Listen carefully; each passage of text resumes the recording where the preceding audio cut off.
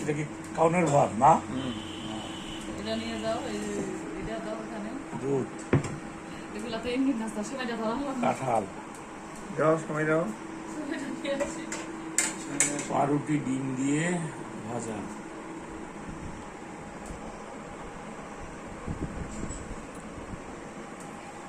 খাওয়া হবে। এখন খবর রিয়াদ আসো। মা, এটা অনেক ভালো। কাউনের ভাত অনেকে হয়তো চিনেন না, আবার অনেকে হয়তো জানেন। যারা অনেক আগের বলতে এখন থেকে 30 বছর আগে যারা গ্রামের ছেলে, হ্যাঁ গ্রাম অঞ্চলের মানুষ, তারা এগুলা জানেন। তারা আপনারা হয়তো এটা সম্বন্ধে বলতে পারবেন, কিন্তু এখনকার প্রজন্মের যারা, তারা অনেকেই এটাকে চেনে না।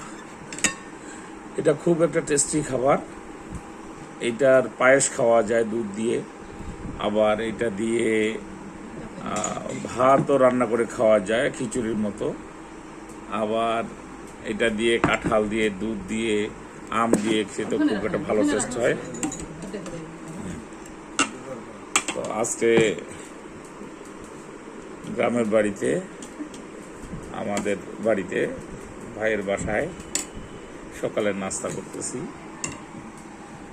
সেমাই, কাউনের ভাত, কাঁঠাল, দুধ, তারপরে রুটি, ব্রেড, ডিম দিয়ে ভাজা। এ হলো আজকে সকালের নাস্তা। তো শুরু করি এখন।